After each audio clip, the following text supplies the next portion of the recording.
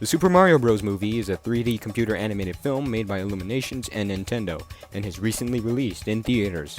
This film has had a wild ride, from the first ever announcement, to the cast reveal, to the first ever trailer, and finally to the film's release. It's been wild. I've been waiting for this film ever since 2018, which is the year they first announced the project. I was a bit skeptical at first, but I still had my expectations high. But I remember how so many people got so mad because Illumination was making the movie. And at the time, Illumination was pretty much hated, so I wasn't really surprised. Afterwards came the cast announcement. I was laughing my ass off when I heard Chris Pratt would be voicing Mario because, well, I wasn't expecting Chris Pratt to voice Mario. Heck, no one was expecting that. And then the first trailer dropped. And wow, was that trailer amazing. I was hyped throughout the entirety of the trailer. And then I heard Chris Pratt's voice as Mario. And I was just like, meh.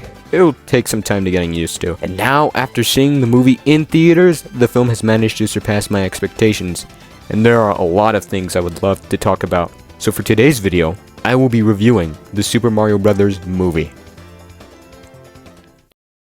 The story.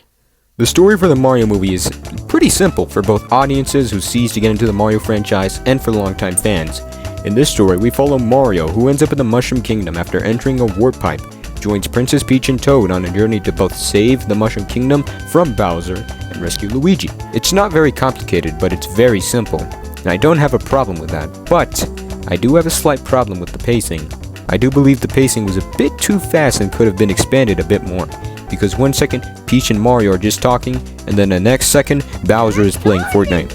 Fuck you, kid. This doesn't actually happen in the film, this is just an example. I also think we should have had a bit more scenes with Mario and Luigi's relationship as brothers, because I really felt connected with these two characters. But that's pretty much all I have to say about this part. Animation and visuals. The animation for this movie was absolutely fantastic. At times while I was watching the movie, I was like, wow. That animation is fucking awesome, and I see why Nintendo chose Illumination for this job. I also really love how expressive these characters can get. Eventually they'll just be calm, and their face will look absolutely cute, and then they're just scared, and then their face is like, whoa! And I think that was a very nice touch. The scenery in the film was just stunning. Like I really had that dumb smile on my face while watching every single scene in the film. The visuals are just perfect, and I think they should try and replicate this kind of style for other movies. Voice acting. Okay, let's get down to business. So when I first saw the announcement for the Mario movie, like I said in the beginning, I was honestly laughing because I didn't really expect Chris Pratt as Mario. But besides the announcement, let's talk about their voices in the film. Let's first start off with Daddy Chris Pratt. Chris Pratt as Mario is good. Not bad, not amazing, just good. When you begin to hear Mario talk, you hear a hint of that Brooklyn accent. But no matter what, you still think that's Mario, not Chris Pratt. And now let's talk about J-Rock's lover, Charlie Day. Charlie Day's Luigi was just awesome. The way Charlie presented Luigi to the audience was just perfect. And I can also say the same thing with Anna Taylor-Joy and Jack Black. Those two also did a perfect job as their main leads. Bowser is coming. Keegan-Michael Key was pretty funny as Toad, and I can also say the same with Seth Rogen as Donkey Kong. And yes, he does do his iconic laugh. The music. The music that plays in the background is just fucking amazing.